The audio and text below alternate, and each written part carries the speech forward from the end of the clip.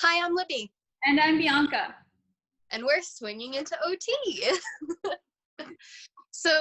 Today we decided to have a little bit more fluid video. The last two videos had a lot of information, so we wanted to make sure that we got all the information accurate as much as possible. So we kind of made a little script. But this time we're going to have a little bit more of a conversation. And I'm going to start with talking about occupational therapy philosophy. And I have a few questions that I want to ask, and we're both going to give our little perspectives on it. So the first question is, what was your first encounter with occupational therapy, and what were your initial thoughts? Okay, so my first encounter with OT was when my biomedical teacher from high school really pushed me to go to National Youth Leadership Forum on Medicine at Babson College in Massachusetts, which is basically a 10-day long camp sort of say where you get to experience all these different medical professions and you get to ask different professionals questions about their field. So one day we went to a clinic and I came across an OT there. I got to shadow her for a little bit with a couple other camp members and got to ask her some questions and got to observe her with a client. So from that point, I was like, maybe the health field isn't so bad, because I originally really wanted marine biology. I was completely against the health field. So I asked her questions. I was like, okay, so I don't really have to, from what I observed, I didn't have to bathe somebody or toilet somebody at that point, but later to come find out in grad school, of course, we can help individuals with that. And now Enzo's in the way. Everyone, Bianca got a new puppy. His name is Enzo, so he might be in the background. So I basically did see that, and then I came back to school, and because my mom was a paraprofessional in an elementary school, she was aware of a disconnection between parents and their caregiver and the therapist half the time. So I decided to create an app for my senior project in high school that would try to connect the link a little bit better in a way that parents would be able to see how their kid is behaving during school. Of course, it's not published or anything. It was just for school. So for that, I shadowed a school OT, which I really loved. And hopefully in the future, I will be a school OT or somewhere about that. But of course, right now, keeping my mind open. And I also shadowed at a local hospital for a few hours one day before starting school, just to make sure it's what I wanted to do. So yeah, that's pretty much my first experience with OT. And from that point, I decided to apply to Sacred Heart's accelerated program. So I did exercise science into occupational therapy for a 6-year accelerated undergrad to master's program. How about you, Libby? My first encounter with occupational therapy was when I was really, really little. I didn't even know what it was. My brother needed occupational therapy because he needed early intervention for sensory processing issues at the time. And we had an OT come to our house. They played with like a Mr. Potato Head. They played with just like Play-Doh and all this other stuff. So my first impression of it when I was like probably about 4 years old was that it was just playing. I didn't really understand what it was or what anybody was like looking at the time. But then as I got older, he went from early intervention to school-based OT and OT at an outpatient clinic. And that helped with a little bit more life skills. And then sometimes like also cooperating with his siblings, like me and my youngest brother, because he could be a little bit more rough with us. And it was dysfunctional for our family because he had so many sensory issues. So my mom kind of had the idea of bringing it from the clinic to home so that he could still get the OT on a more on a more regular basis, and our entire family got in on it. And we had a swing downstairs where he could get some vestibular input, and we had exercise balls, heavy weighted exercise balls, and those yoga balls and everything to get more stimulation so that he could have a more ready body system. So like that was all my first experience with it, and I really didn't think of it as what occupation is. Like occupation is more the things that you do, and one of them is play, and that is very functional for children. I had absolutely no idea that it had to do with the like self-care, ADLs, IADLs, and all that other stuff until my mom got sick. My mom got sick a few years ago, and she eventually became an occupational therapist. So she incorporated what she learned in school to what she was doing for self-care when she had cancer. So like she was going to be very fatigued and not be able to breathe all that well. I mean, she still has that sometimes, but right after a huge major surgery, she was like staring down our shower. How is she going to transition from the shower over the bench of the tub and into the shower, breathe in the midst of the fumes of the shower curtain and everything, and be able to like have enough energy to perform those tasks of lifting up your arms, washing yourself, and bathing yourself. So she was doing a lot of changing the environment, of bringing everything that she needed from a top level of our shelves in the bathroom to the bottom level. She got like a shower chair so that she could sit and wash. Like she was really like doing a lot of activity analysis, and I didn't understand it at the time, but I'm like, oh my gosh, this is so ingenious. Why don't people do this already? And my mom kind of like introduced me like, this is part of OT, self-care. And that's what made me want to apply to Sacred Heart for their occupational therapy program and completely changed majors. I was really nervous about changing majors, but because I went to an expensive school, and I'm like, oh my God, now I'm changing my track. Oh, what if I don't get in? All that other stuff. So, but ultimately I knew that's what I wanted to do, because there's meaning to taking care of yourself. There's meaning to taking care of your kids. There's meaning in play. There's meaning in all the things that we do, and I wanted to be a part of that. So my initial thoughts were definitely not what I originally witnessed versus what I see it as now, or what I saw it, how I saw it before occupational therapy school. Our next question is, why do we think that there's so confusion over what OTs do in comparison to other professions? So a lot of times we'll walk in on a treatment session, or we're working and collaborating with other professionals, and they're usually PTs, SLPs, or nurses, school psychologists. Like, what makes us different, and why is there so much confusion to the onlooker? What do you think? Yeah, so I think a lot of it has to do with that we have a lot of overlap with other professions. So, for example, like PTs work a lot on strength and endurance type of things. We can also work on those things, but we work a lot on those things in functional ways.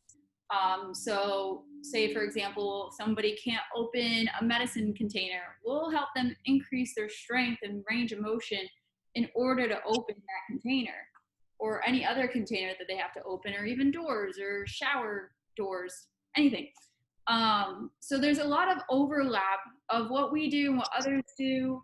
And I know we were talking about the example of speech too, a bit before starting this, how we can also help individuals with feeding, but OTs help a lot with the sensation and also the bringing to mouth part.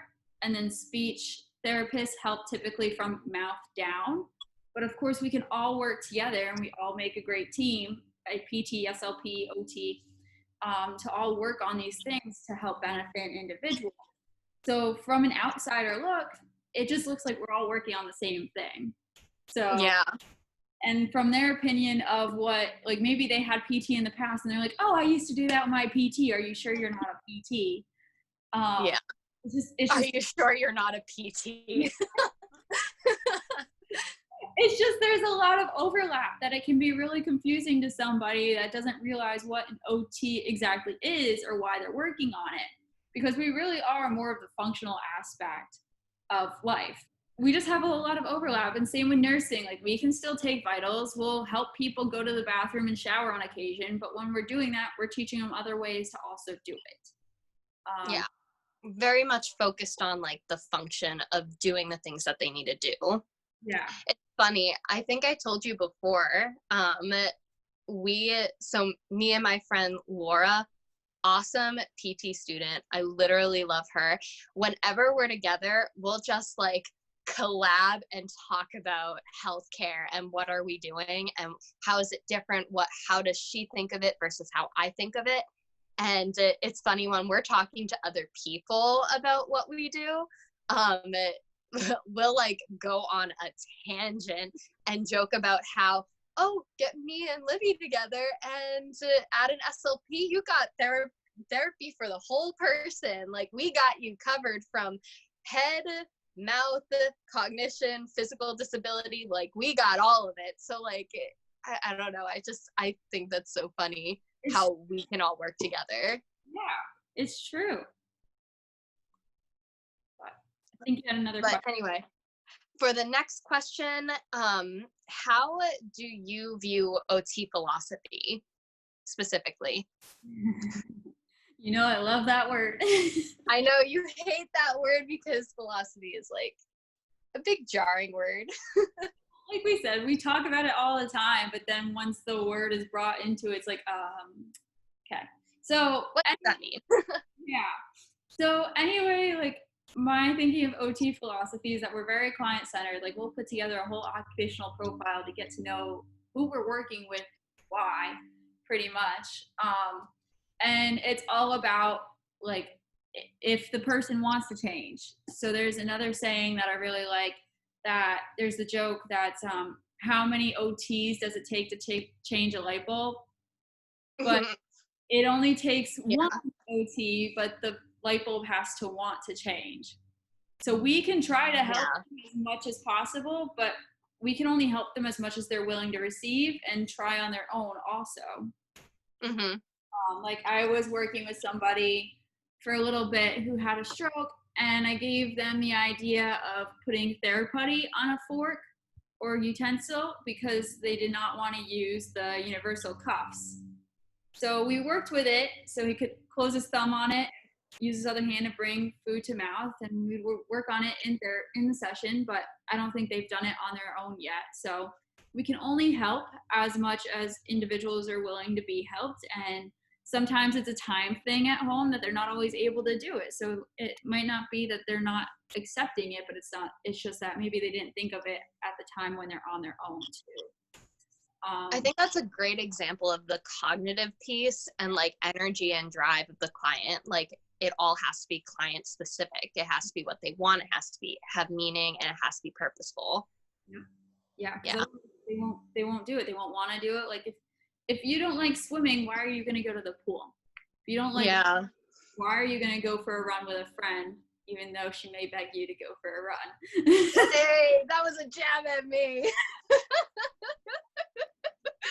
Yeah, Back in OT school. It's all about the client. It's all about what they want. And you can't just use a client from the past with a similar challenge to the client you're working with now, because the same thing may not always work. Yeah, you're right. I have actually like two quotes for this. One is from like one of the, I think we talked about her in our last video. Her name is Mary Riley. Yeah, Mary Riley. She said this quote in 1962, the Eleanor Clark Slagle lectures. And it's, man through the use of his hands as they are energized through mind and will can influence the state of his own health. And I think that really goes back to what you were saying with how many OTs does it take to change in a light bulb? It only takes one, but that light bulb has to want to work. And another thing, like that quote in general just refers to humans, their occupation, how it connects to the mind, body, and spirit, and their abilities. Like that is such an all-encompassing quote from her. And I personally just, it's one of my favorite quotes. I have it in my what's it called, portfolio for OT. So that one I like having there because I want to remember it and remember like where we come from. The other thing I actually just thought of, something that is also very tuned into OT philosophy, has to do with a general, I think it was Socrates who said it, and that's why I thought of, philosophy. The whole is not greater than the sum of its parts, or this is something like that. Does that make any sense? Like you need to look at every piece before you look at the whole person. So what we do as OTs, we think of all the pieces that make up the person. Then we look at all the pieces that make up the occupation and try to thread them together, working on each individual piece. So for example, reading. A child needs to be able to read with the right glasses, the right materials, or maybe they wear contacts, I don't know. They need to have the ocular motor movement that you can, and proper saccades in their brain. Like there's such a huge neuro component, and you got to look at all of that in order for them to be able to open up a book and read without doing like this sort of thing. There's such a huge component with it. And the same thing goes with writing. Like you need to, it's like visual, perceptual, motor. You need to be able to move your eyes. You need to be able to move your body and sit in the right position to then have nice, precise, accurate, legible handwriting and integrate that motor piece to what you perceive, what you're writing, and how you're reading. Like it's all a bunch of individual pieces, and you're not just looking at the child's handwriting. You're looking at how are they doing it, and what is it making it hard for them to write, and how can you help, and how can you correct? Is it like their strength and endurance in their writing? Like, do they have laxity in their hands naturally? Do they have the visual motor? Like if you have nystagmus, that would give me a headache. Like if your eyes were bouncing back and forth all the time and then you needed to write or you needed to read, I'd be having a headache all the time. I don't know about you. Yeah, I would. But like that is the philosophy of OT. You got to think of the person, you got to think of their abilities, you got to think of what makes those abilities possible, and then you got to look at the occupation and how you actually work about the occupation that they're doing, like what is required, their space demands, the materials, like all of that activity analysis stuff. Yeah. And then how can you bridge it, you know? Yeah, exactly. All right. So I think that's all we got for today. Yeah. So if you have any questions or comments, maybe you have any suggestions about what we could talk about going forward in the next video, please write them down below. And also subscribe to our channel. We like doing these videos and we really do want to hear like what you have to say. All right. We'll see you later. Bye. Bye.